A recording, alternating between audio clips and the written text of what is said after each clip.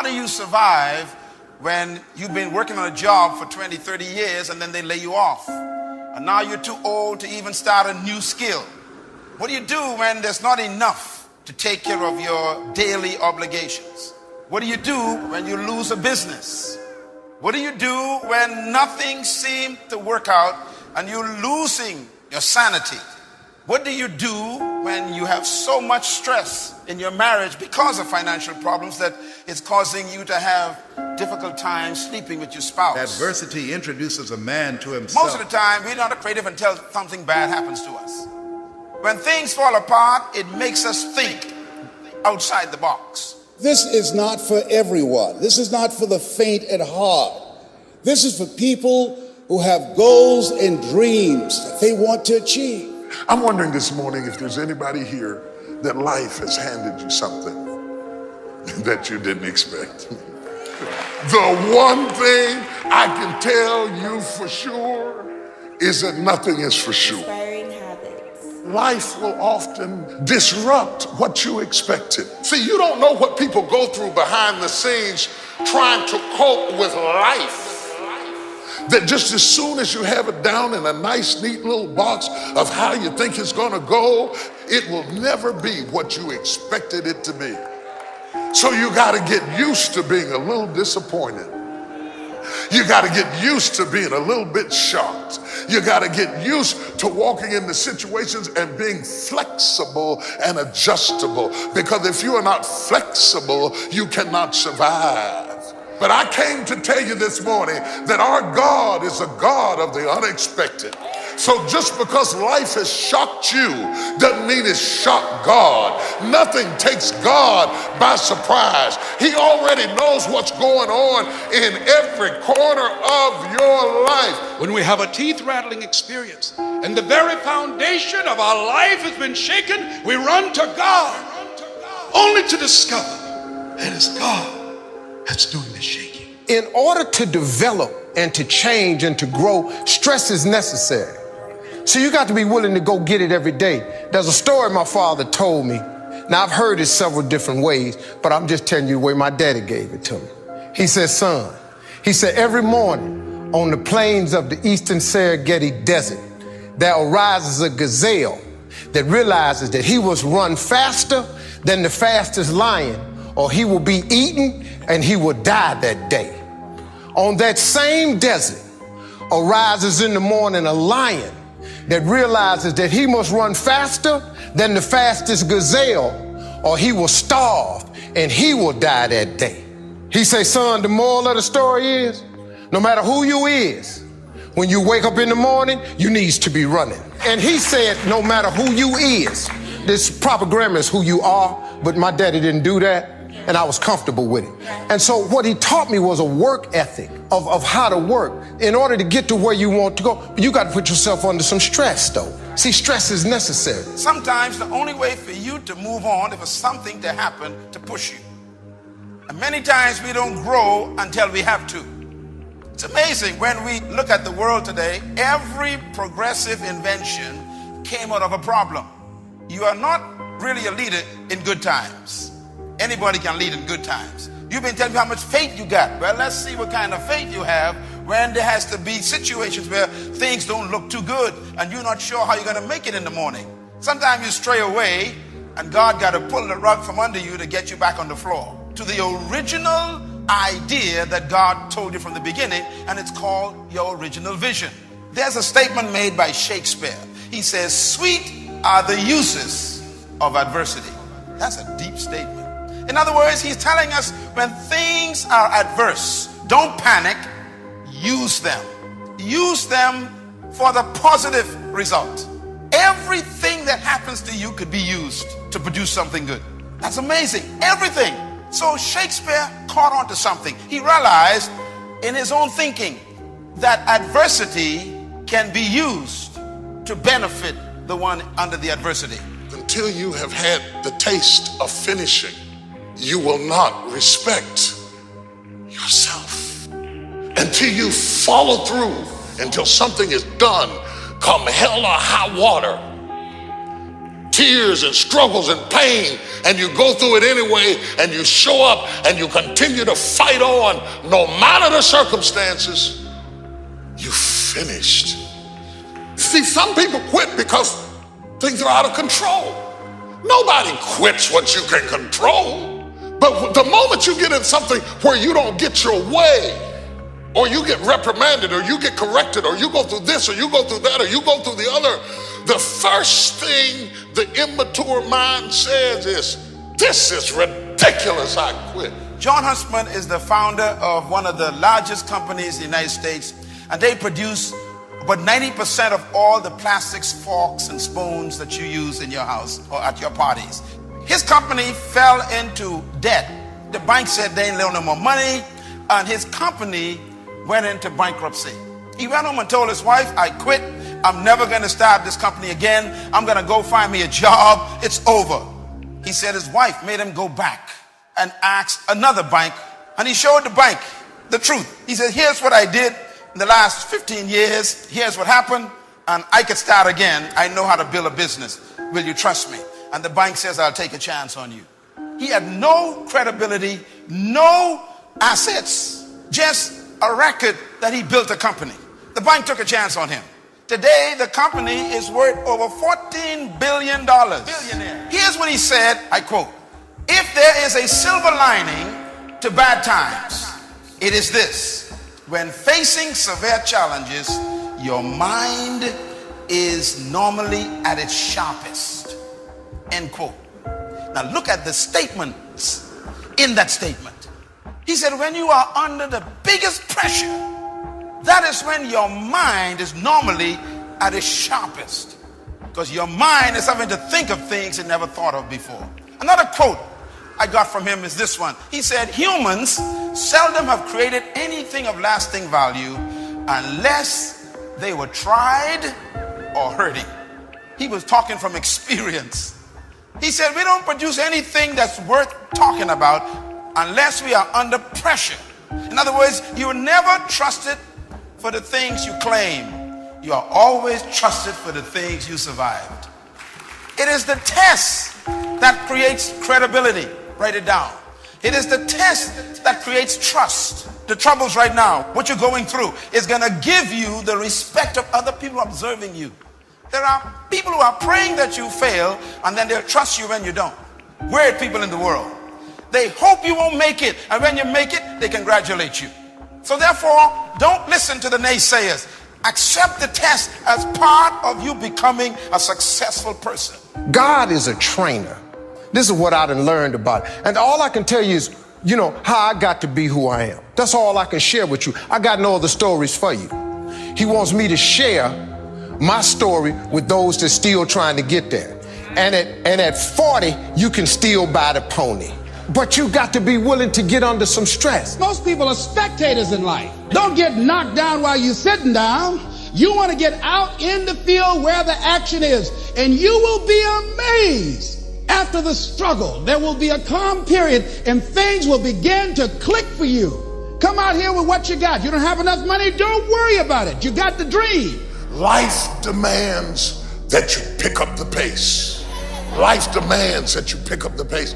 If you don't pick up the pace, you're going to be left behind. I'm amazed at the people that lack the flexibility to pick up the pace. They just get in a rut. I stroll down here and I'm going to stroll back. I'm going to stroll over here. I'm going to stroll over there. I can't deal with people who cannot pick up the pace. Don't be strolling when I got a 911 on you. I need people who can pick up the pace. Successful people are always survival testimonies. They weren't born successful. Success is a result of going through a furnace, being ripped apart, being criticized and attacked. But write this down, please. This is very important. The fear of losing the job is the greatest concern today. I want to talk about this because that's what the Lord told me to talk about, to check your concept of job. Because that is where the problem lies. And that has become our curse. Because a job is really an opportunity someone else offers you. And if somebody offers you an opportunity, they can always take it back. And if you build your life on someone else's offer, you are as safe as how they feel at the time. And they can change the way they feel anytime and withdraw the offer. Anybody know what I'm talking about? That's why you can't build your life on a job. Stay with me. I'm going to help you with this here. The reason that we don't even explore the possibility of what to do is because subconsciously we don't believe that it can happen for us, and we don't believe that we deserve it. So I'm saying that we have to work through the challenges of life in learning how to begin to work to fortify ourselves. So no matter what you're facing, don't panic too long. Every test is temporary. You may panic for a minute, but I've come to tell you the panicking time is over now, because you're going to get some wisdom. Nothing is permanent except God and his promises. Everything else is changing. As a matter of fact, God's promises us that nothing will remain the same. He promised that. Now, God doesn't change. His promise doesn't change. And here's one of his promises. He said in Ecclesiastes chapter 3, he says, to everything there is only a season, and to every purpose there is a time under heaven. In other words, everything that you experience is only seasonal. If you broke now, it's only a seasonal brokenness. Nothing, Jesus says, is forever. So if your company had to die, you're going to be resurrected. I've come to tell you, bury it, have a good funeral, and then get ready for a resurrection. Tell them, I'll be back. Why? Because everything is only for a season. Be not be surprised that family members and friends and people who should be there to encourage you and to motivate you, that they will try and discourage you. They'll call it a pyramid scheme, and they don't believe, they can't see this new you. Don't allow those negative naysayers, the people who are suffering from possibility blindness, to stop you. Had I listened to them, I would not be standing here. Had I listened to them, I would not be traveling around the world, living my dreams and not my fears. There's something in you that says yes to your life, yes to a greater future, yes, yes, yes. I am the captain of my ship. You want more? The dirt is necessary so you can prove yourself. Everything you see above ground that blossoms and grows and that's beautiful, it was underground one time. All them potatoes, collard greens, they was underground one time. Them apple trees, they was underground one time. So they had to prove themselves. See, you want to be successful, well then you got to prove yourself. You got to push through the dirt. You got to come up through here. You got to come out. Then you sprout. Then you become a tree. Next thing you know, you got fruit. So when you under stress, take the stress for what it is. Don't get fooled. Don't just think, man, Lord must not mean for it to be. What you talking about? How you think you gonna be a plant, a tree, a flower, and ain't no stress? How you gonna get to be that without no dirt? When things fall apart, you got to find another way to solve them. See, the problem with humanity is we are creatures of habit. We have a habit of going to work. There are folks who get up, put their clothes on, forgot they got fired. We got a pattern of being broke. So we even get money, we spend it just to make sure we are broke. It's a pattern. Do you know why we all love a winner? Because deep in our DNA, in the heart of our spirit being, is the spirit of a creature that knows how to succeed. And when we see it, it makes us identify with it. I would rather aim for the stars and not hit them than to not aim at all. I would rather go after it and not get it than not go after it at all. I'd rather try and fail than not try at all. I don't want to live with the idea, wonder what would have happened had I done more with my life. I'm going to go for it, come hell or high water. I'm going after my destiny. Touch your neighbor and say, run. I want to define success for you. First of all, let me tell you what success is not. Write this down. Success is not what you've done compared to what others have done. You'll always find someone dumber than you. You'll always find someone who can't run as fast as you. So don't try to compare yourself to anybody. You'll always have success against somebody else. So success is not what you've done compared to what I have done. That's not success, that's competition. So what is success? Success is what you've done compared to what you were created to do. Success is the fulfillment of the purpose and the assignment for which you were created. You know, if a seed becomes a tree, it's still not successful. A seed is only successful when it becomes a fruit-bearing tree. It must bear fruit, and the fruit must have seed in it. A successful seed. In other words, if you only do half of your life, you're still not successful. If you only do some of what you're supposed to do, you're still not successful. We're supposed to die like the Apostle Paul. I have finished my course. I have kept the faith. He says, I am like a drink offering. I've been poured out, he says. There's nothing left. That's success. Success is dying empty. Success is saying, I have done everything that I was sent here to do. Write this point down, please. Very important here. Success is not a pursuit. The problem is you are pursuing it. If you try to pursue success, it runs from you.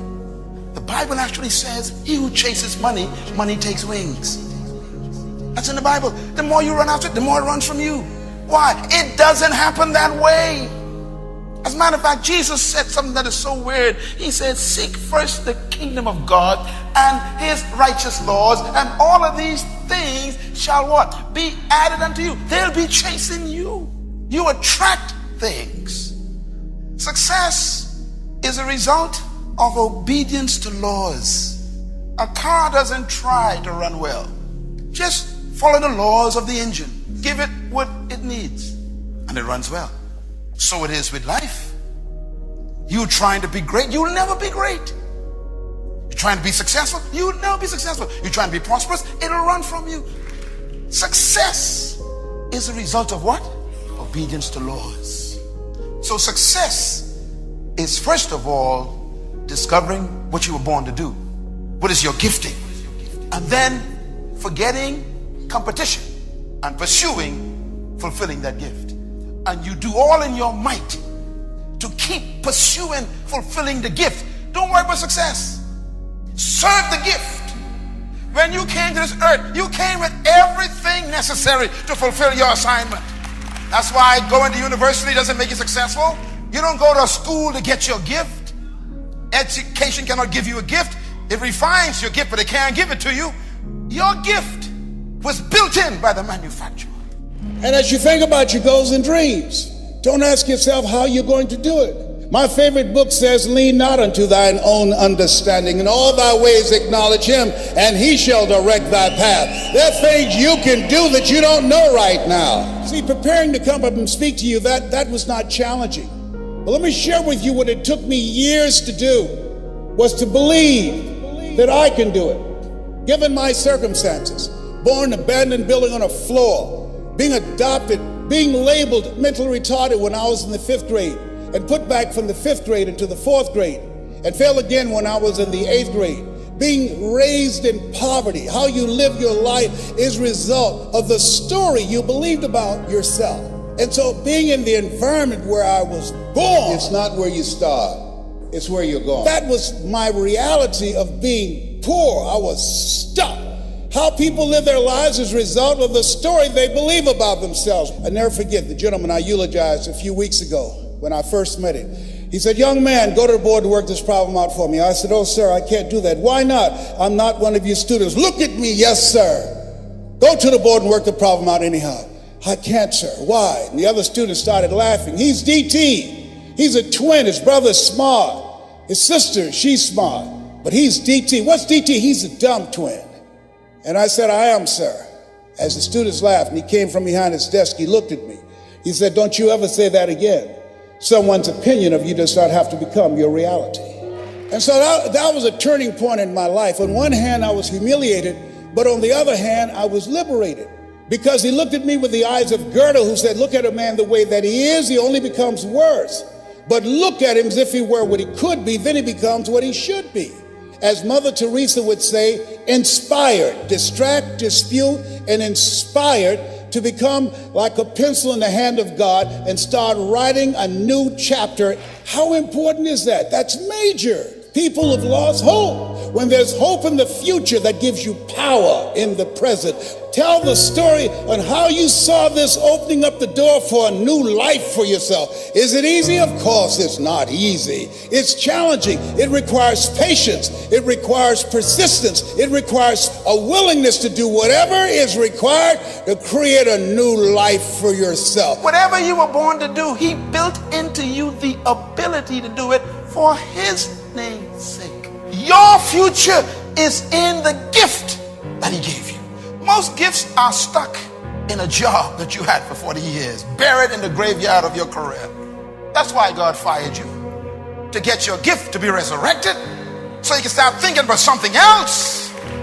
Sometimes your job is your greatest enemy because it becomes the graveyard of your work. I'm not mentally fit to work for somebody for the rest of my life. Producers are thinkers. Consumers are hoarders. Stir up something on the inside. Joshua was a young guy, wanted to do something good in life. God said, Joshua, keep this law book on your lips. God says, here's the secret. Keep this book of the law on your lips. Meditate on it day and night. He says, and be careful to do everything written in it. And then he says, the result is this. You will make your way prosperous, and you will have good success. See, I'm a seed, I really am, but a seed has to be planted. A seed got to have dirt put on top of it. If you take a seed and throw it on the concrete and walk off, the sun just burn it up. But guess what?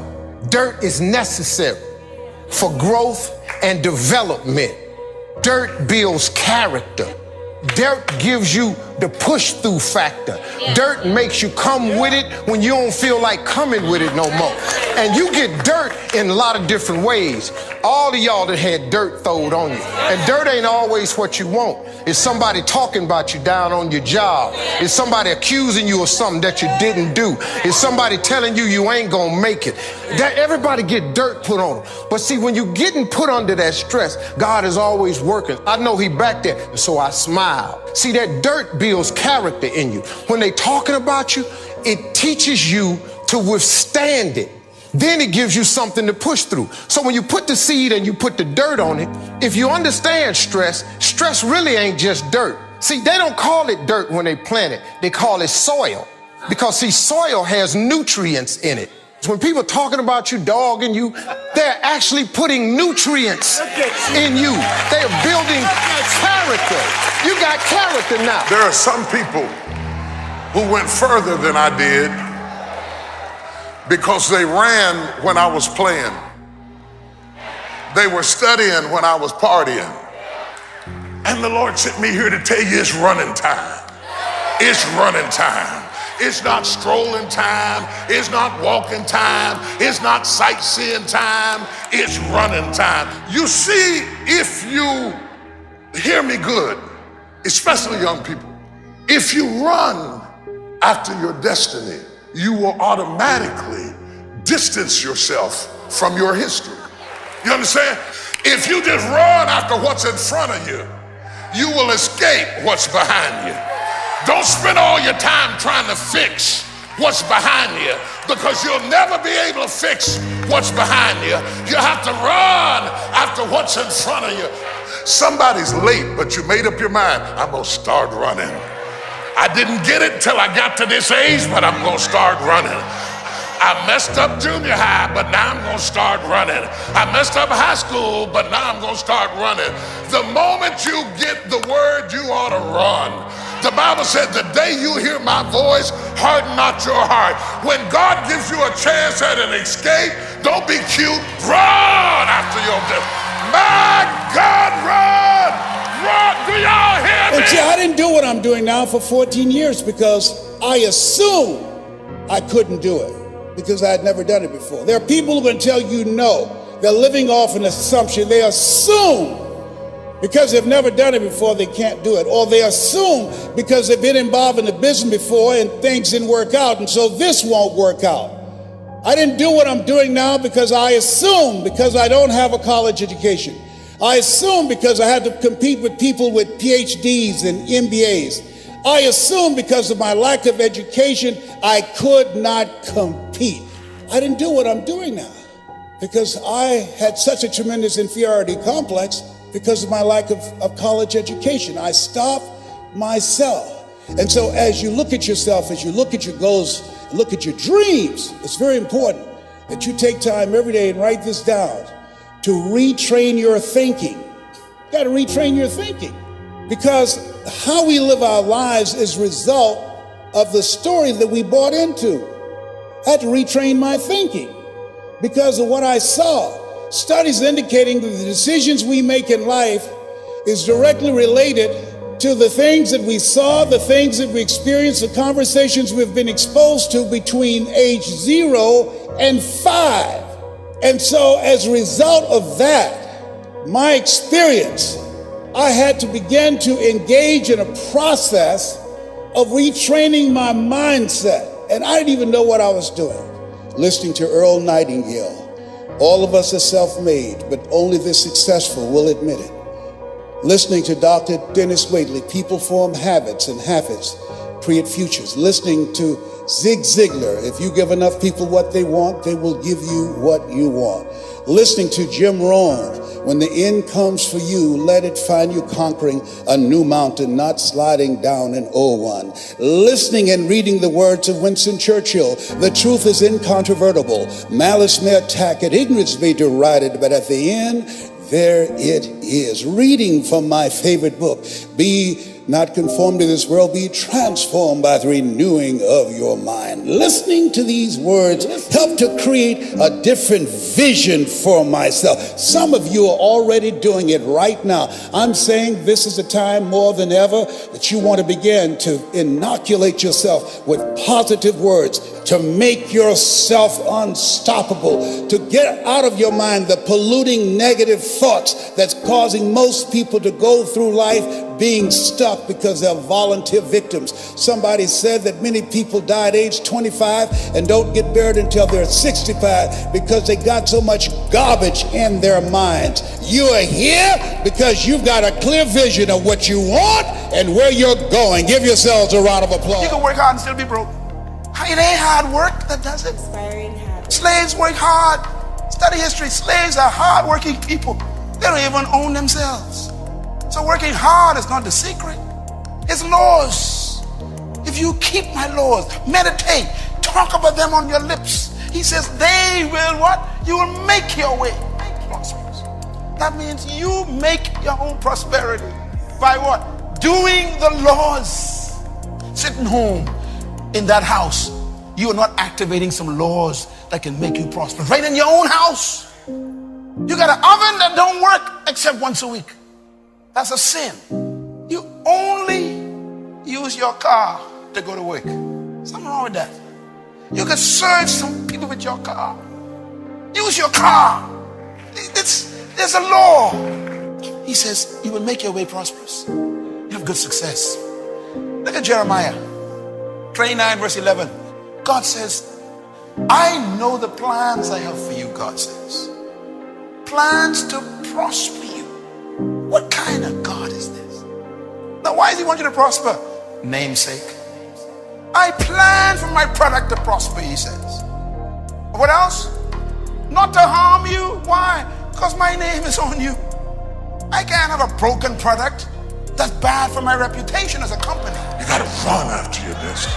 You gotta run after it. You gotta run after your destiny. You gotta run after your destiny. You gotta run after your destiny. You gotta run after your destiny. You gotta run after it. You gotta run. Don't worry if they don't get it. A person convinced against their will is of the same opinion still. You are not like everybody else. You can walk outside and find pigeons, but if you're looking for eagles, it's going to take you a minute. You are different. It's lonely at the top, but you eat better. That's what I'm talking about. We ain't even perfect. See, I expect dirt now. I expect people to talk about me. Matter of fact, I look forward to it now. Do your thing, because if I can weather what happened to me and my family earlier, you can bring whatever you got now. Bring it. Because now I have developed a character That is stress. I have soil, enough dirt on me that has provided me with nutrients. So now, let me help you understand how hard it is to be successful. It's like doing 100 push-ups. You know, the average person can't do 100 push-ups. But because of the fact that it's difficult, you're not gonna try? Through prayer in some kind of way. You ain't got to know how. You just got to start.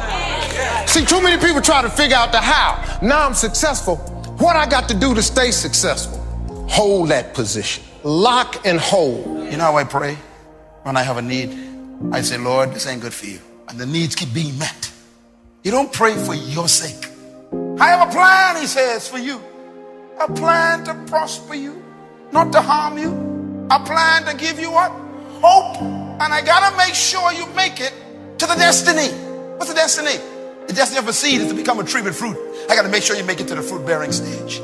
I have to make sure you make it to your end because my name is on the line. I will succeed because it's good for God. One great entrepreneur said, I choose not to be a common man. It's my right to be uncommon if I can. I seek opportunity, not security. I do not wish to be a kept citizen, humbled and dulled by having the state look after me. I want to take the calculated risk, to dream and to build, to fail and to succeed. I refuse to live from hand to mouth. I prefer the challenges of life to the guaranteed existence, the thrill of fulfillment to the still calm of utopia. I will never cower before any master, nor bend to any threat. It's my heritage to stand erect, proud and unafraid, to face the world boldly and say, this I have done. You showed up so that you can stand and say, I did this. I did this.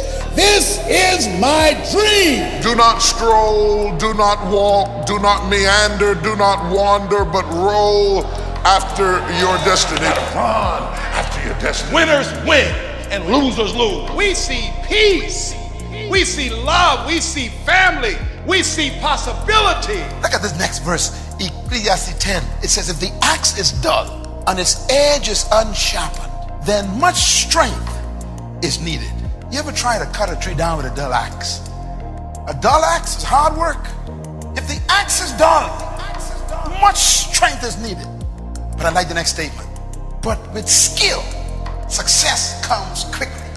Charles Udall said, in life you will always be faced with a series of God-ordained opportunities brilliantly disguised as problems. I looked at the word skill, the Hebrew word. It means knowledge of laws. A skillful person is not a person who got a PhD. A skillful person is a person who knows the laws. I've been working so hard trying to get my life right. I've been working so hard. God said, look, you kicking life. You cussing at life. You need skill. Look at that verse again. If the axe is dull, that means you dull. Success is not luck. You got to make sure you keep obeying laws. I can't pray for you to have a good marriage. Ain't no magic. Everything in life was designed and created to function by laws. He said, I'll give you all your eyes can see, and holding that vision will give you power. Therefore, take unto you the whole armor of God. The armor of stickability, determination, perseverance will allow you to snatch victory from the jaws of defeat. Please, friends, listen to me. Success is simply fulfillment and completion of your purpose.